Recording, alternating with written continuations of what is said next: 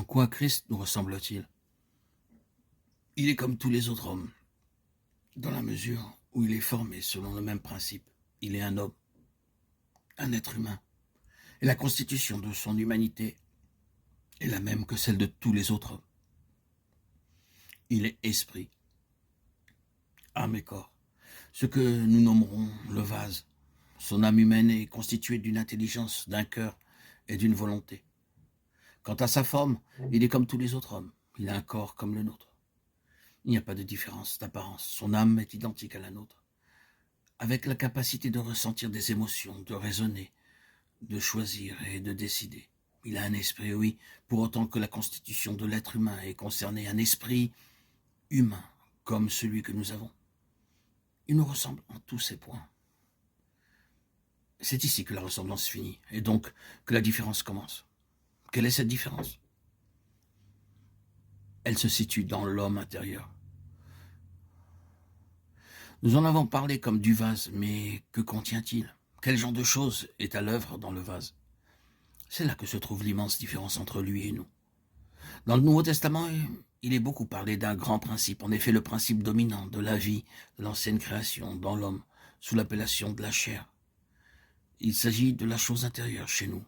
C'est un principe, une puissance, quelque chose en nous qui n'est pas tangible, mais très concret, très fort et totalement mauvais dans la création déchue.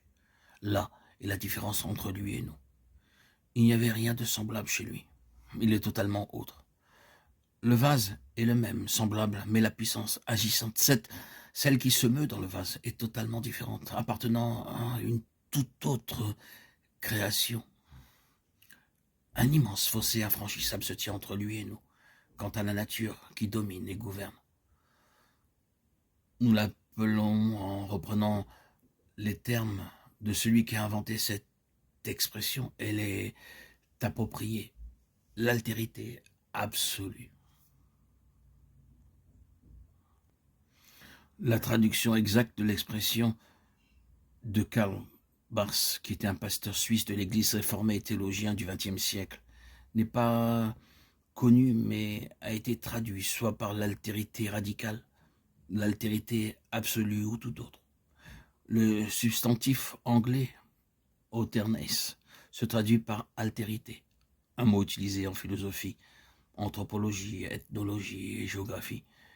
Il est tiré du latin alter, autre, alteritas, différence, et signifie le caractère, l'état, la qualité de ce qui est autre, distinct. Le contraire du mot altérité est identité. L'expression désigne ainsi la personne, la nature, l'état totalement autre de Christ. C'est là où Dieu commence avec les premiers-nés. Du point de vue de Dieu, le premier-né est totalement autre de l'ancienne création. Or, il ne s'agit pas seulement d'une doctrine, d'une technique, mais de quelque chose, d'une valeur incommensurable. Je ne connais rien d'autre qui ait une aussi grande importance que cette chose spécifique sur laquelle nous nous attardons durant ce bref instant, l'altérité absolue, qui correspond à ce que Christ est.